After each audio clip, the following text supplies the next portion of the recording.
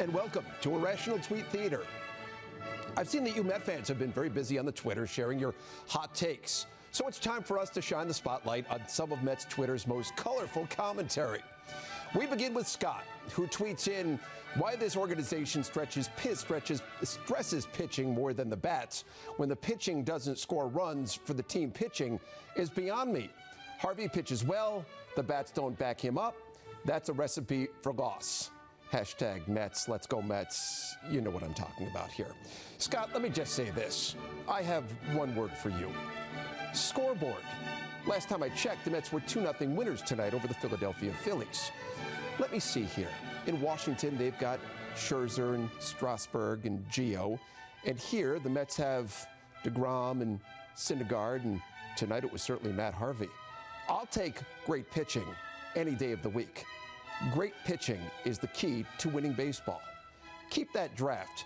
We'll get back to you on that in the near future. Our next tweet comes from Yehuda Schwartz, who says, I'm getting sick of my favorite team, the Mets. It's just April 3rd, and we already have an injury from the 2018 regular season. Where is the conditioning staff? Why aren't the coaches fixing mechanics to avoid injuries? And then you call up terrible Robles. Hashtag, come on.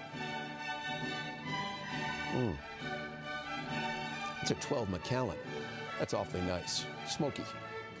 Well, let me just say this. Yes, Robles had a very tough spring. There's no question about it. That's why they sent him down. He began the year down in the minors. What can you do about Anthony Schwartz? He tweaks the oblique, and so he's out. It's been the only real big injury for the Mets so far this season. Last time I checked, they changed the entire training staff, the medical staff, and the Mets are off to a 3-1 start. I would say relax.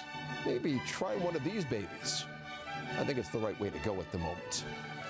Our next tweet comes from Norberto, who says, we don't win when we have Lagares and d'Arnaud in the same lineup. They are rally killers.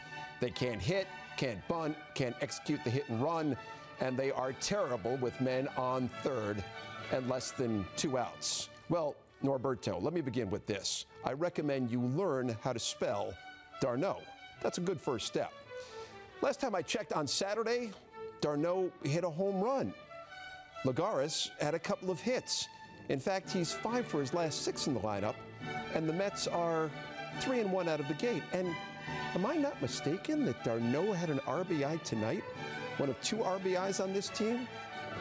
I'd be very careful of that sun button. I think, well, the send button, I should say. Think a little bit before you send next time, because those 2 guys have gotten off to a pretty good start here in 2018. Let's go next to Good Fundies, who says, Mets so bad tonight, Gabe Kapler still has his starting pitcher in after 4 innings. Good Fundies, I've got to give that to you, my friend. That is pretty funny. It was an absolute abomination for Gabe Kapler when he went to the bullpen, didn't have somebody warming up. And it's Kapler, not Kepler. Again, the spelling mistakes. We've got to work on that as this season goes along. Let's make note of that.